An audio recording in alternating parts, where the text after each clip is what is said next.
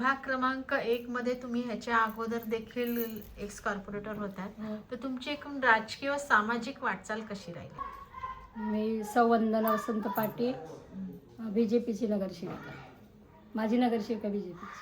हां, मग तुमची राजकीय किंवा सामाजिक वाटचाल कशी राहिली एकूण? आमची वाटचाल व्यवस्थित आहे. म्हणजे आम्ही पक्षाचं काम करत राहतो. समाजसेवा म्हणजे जनतेची काही सेवा आमची चालूच आहे. तुम्ही किती वर्षापासून हे सामाजिक कार्य? 2005 पासून. 2000. बरं, तुम्ही इथं आधी पण नगरसेवक होता. तुम्ही इथल्या प्रभागामध्ये जो झालेला विकास आहे त्या विकासावरती समाधानी आहात का? समाधानी आहे. थोडेफार माझे कामं राहिल्यात. कशी राहिल्यात? माझं वार्ड खूप विखुरलेलं आहे. मोठा वार्ड आहे. खूप म्हणजे एवढं कोणाचं वार्ड नसेल का. तो वाडे आहेत, आदिवासी पाडे आहेत आणि असं पसरलेला वार्ड आहे. त्याच्यामुळे थोडीफारी कामं माझी राहिल्यात.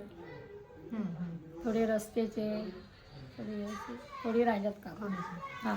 आणि इथं तसं पाहिलं तर मोठ्या प्रमाणात पाण्याची समस्या देखील आहे. पाण्याची समस्या आहे मॅडम. 2005ला मी जेव्हा उभी राहिले नगरसेवक पदासाठी, तर माझ्या सर्व महिला भगिनींनी मला पाण्याच्या मुद्द्यावर, आम्ही लोक सगळे आडनसमध्ये पाण्याला राहायचो. म्हणजे स्वतः मी सुद्धा पाणी भरले, डोक्यावर हांडे घेऊन आडनसमध्ये. तिकडे रिपल्स कॉलनी म्हणून एक सिंग ड्रॉपलेट त्यांची विहीर आहे, त्या तिथून आम्ही पाणी आणायचो. परंतु 2005ला मला उमेदवारी भेटली, तर तेव्हा मी पाण्याची समस्या घेऊन उभी राहिलो. तर मी बराच म्हणजे पाण्याचा प्रश्न सोडवला आहे. परंतु आता वस्ती झपाट्याने वाढली. त्याच्यामुळं आमदार माननीय कथोरे साहेब मुरबाड मतदारसंघाचे, ते 2004ला इथे आमदार होता अंबरनाथमध्ये 5ला. तर मग त्यांनी मला आमचा पाण्याच्या टाकीचा प्रश्न सोडवला. बदलापूर अंबरनाथमध्ये टाक्या बांधल्या, तर आम्हाला एक टाकी दिली. परंतु टाकी बांधली, पण लाईनी पण टाकल्या, पण वस्ती झपाट्याने वाढल्यामुळं आम्हाला पाण्याचा प्रॉब्लेम आहे आता.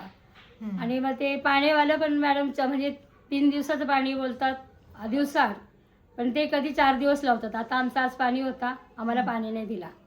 आता उद्या पाणी देणार. तर पाण्याची थोडीफार समस्या आहे आमची, पण आम्ही सोडवू ती. बरं, आता इथल्या प्रभागाच्या विकासाबरोबर वैयक्तिक विकास देखील होणं आवश्यक असतं. त्या दृष्टीने तुम्ही पुढे आता कशा पद्धतीने कार्य करता? हो मॅडम, आमचे राहिलेल्या समस्या मी सोडवी. आमची इथं खेळाचं गार्डन मुलांच्यासाठी ते बाकी राहिलं आहे. असे बरंच आमचे ते अंबरनाथला हॉस्पिटल, एक आरोग्याच्या आमच्या नगराध्यक्षा आता निवडून येतील, तर मग अंबरनाथमध्ये हॉस्पिटल आहे, तिथं खूप आरोग्याची समस्या कठीण आहे. तर तो हॉस्पिटलसुद्धा त्या माननीय मोदी साहेब, देवेंद्र फडणवीस मुख्यमंत्री साहेब यांच्या मार्गदर्शनामध्ये, यांच्या निधीमधून ते हॉस्पिटल पण बांधणार आहेत. बरं, 2 डिसेंबर रोजी मतदान होणार होतं, ते आता 20 डिसेंबरला होत आहे. तर तुम्हाला साधारणतः काय वाटतं, हे जे झालं हे योग्य झालं का? आता ते मॅडम शेवटी काही वरच्या लेवलला आहे ना. बरोबर आहे ना. हो. कोर्टाचा निर्णय झाला ना तो. हां. शेवटी वरचा निर्णय कोर्टाचा निर्णय झाला. कोर्टाचा. बरोबर आहे. पण ह्याच्यामध्ये तरी सुद्धा एक निर्णय अधिकाऱ्यांचा थोडासा गोंधळ किंवा कुठंतरी काहीतरी याच्यामुळे इथल्या मतदारांना पण त्रास झाला किंवा उमेदवारांना त्रास झाला. त्रास तर आहेच मॅडमला, पण आता ते त्रासाला घाबरून जाण्यापेक्षा आपण मेहनत करून आपलं काम करू आपण, अशी आमची तयारी आहे मॅडम.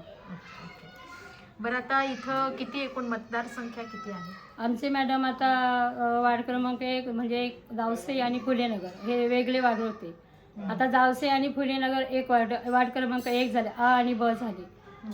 तर मॅडम 13,500 वोटिंग आहे. ॲक्च्युली 8,000चा पॅनर असतो, परंतु त्यांनी जेव्हा नगरपालिकेमध्ये ऑनलाईनवर चालू होता, तेव्हा त्यांनी सांगितलं का 8,000चा पॅनर आहे म्हणून वार्ड क्रमांक 1.